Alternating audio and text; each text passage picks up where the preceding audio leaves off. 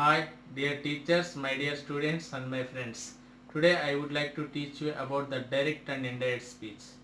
In this session, we are going to learn how to use the direct interrogative speech into the indirect speech. Now, let us take some examples which are related to the direct speech and indirect speech. He said it to me, comma, the inverted commas begin. Do you speak in English? Question mark, the inverted commas end. He said to me.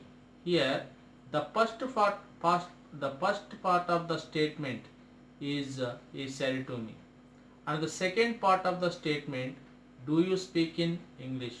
This is interrogative sentence which is in the reported part. While changing from direct speech into indirect speech, we need to apply some rules regarding direct speech and indirect speech. He said to me. The verb which is in the reporting part is called reporting verb. Here said to is called reporting verb. Do you speak in English?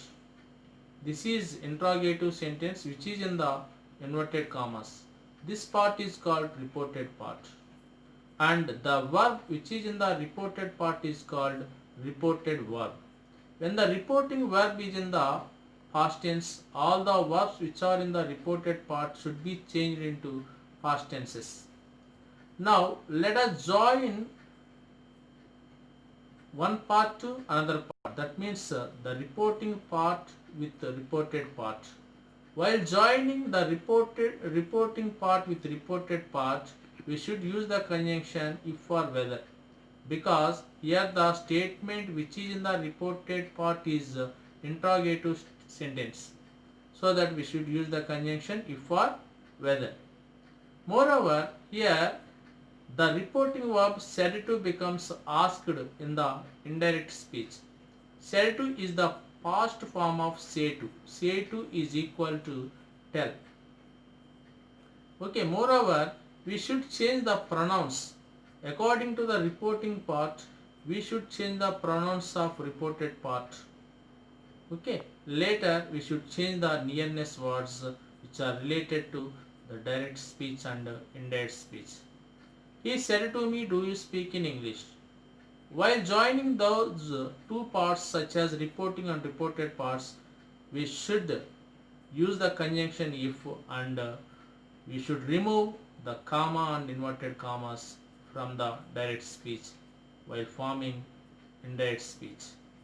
He said to me, do you speak in English? He asked me if I spoke in English. Here speak becomes spoke, because the reporting verb is in the past tense in this statement. Tarun said to Arun, comma, quotations begin. Are you going to market? Question mark, quotations end. Tarun asked Arun if he was going to market. Full stop. This is indirect speech, and the first statement is which is in the direct speech. Now, Ajay said to Vijay, comma, did you meet your friend yesterday? This is direct speech. Ajay asked Vijay if he had met his friend the previous day. Here yesterday becomes the previous day. When the statement which is in the reported part starts with the past helping verb such as did should be used as had plus V3 in the indirect speech. When two actions took place in the past, the first action is to be spoken by using past perfect tense, and the second action is to be spoken by using simple past tense. Okay. Now, Raju said to Giri, comma, will you meet your friend tomorrow? Raju asked Giri if he would meet his friend the next day. Hemant said to Arjun, are you going to Guntur? Hemant asked Arjun if he was going to Guntur. Radha said to Vanaja, did you meet your friend yesterday? Vanaja asked Radha asked Vanaja if she had met her friend the previous day. In such a way, we can create number of examples by taking interrogative statements which are in the reported part while changing direct speech into indirect speech.